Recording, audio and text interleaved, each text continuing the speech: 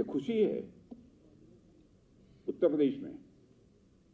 और मित्रों, मैं कहना चाहूंगा कि आप सबको बधाई देना चाहिए अपने मुख्यमंत्री को। इनके लीडरशिप में 4 करोड़ लोग गरीबी की रेखा के बाहर आए। मुझे बतलाया गया है 4 करोड़ से अधिक गरीबों को पक्का मकान भी मिला है। और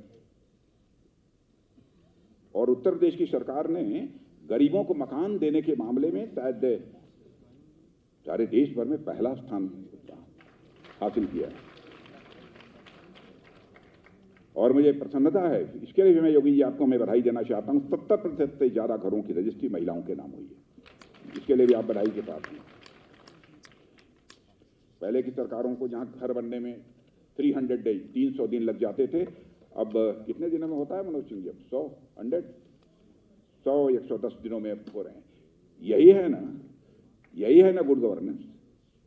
और 25 करोड़ लोग हमारे सारे देश भर में गरीबी रेखा से बाहर आ चुके हैं। देखिए, गरीब के लिए तो आयुष्मान भारत 5 लाख रुपए तक का मुफ्त इलाज।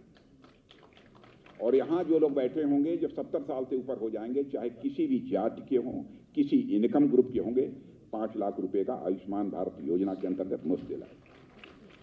यही है गुड गवर्नेंस।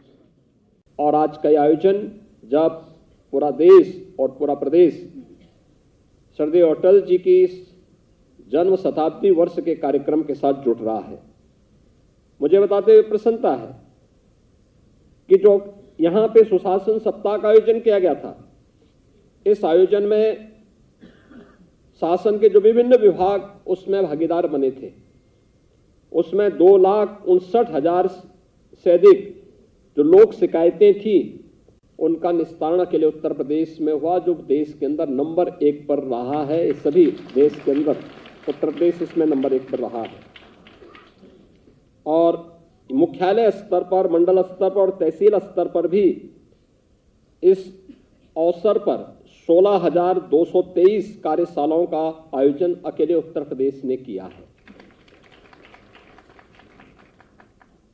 सुशासन सप्ताह के अवसर पर 9,06,800 से अधिक सर्विस डिलीवरी के आवेदन निस्तारित किए गए, जिसमें 105 जो गुड गवर्नेंस से संबंधित बेस्ट प्रैक्टिसेस थी, उन्हें 105 लोक शिकायतों के निराकरण की सफलता की कहानी और सोशल मीडिया पर 423 ट्वीट और 119 पीआईपी स्टेटमेंट और 36 विजन डॉक्यूमेंट डिस्ट्रिक्ट @100 अपलोड किए गए।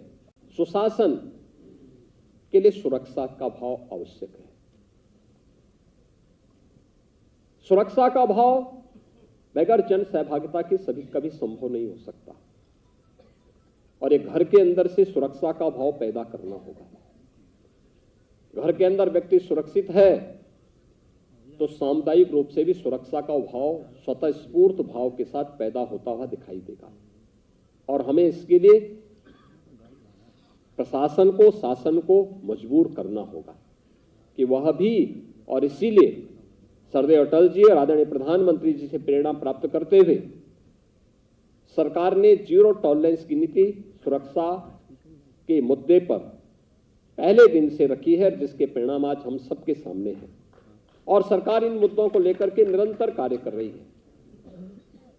अपराध और अपराधियों के प्रति जीरो टॉलरेंस है, तो भ्रष्टाचार और भ्रष्टाचारियों के प्रति भी सरकार की नीति जीरो टॉलरेंस की है। और यही 2 मुद्दे हैं जो सुशासन की नींव को मजबूती प्रदान करते हैं। और अटल जी ने अपने शासनकाल में इस नींव को जो मजबूत दिया था, वह हम सब के लिए एक प्रेरणा है। हम सब की प्रेरणा इस रूप में जो अटल जी की पंक्तियां कहती हैं कि आदमी को चाहिए कि वो जूझे, परिस्थितियों से लड़े, एक स्वप्न टूटे तो दूसरा गढ़े। अटल जी की पंक्तियां हमें निरंतर एक नई प्रेरणा प्रदान करती है, क्योंकि एक पांव धरती पर रखकर ही वामन भगवान ने आकाश पाताल को जीता था।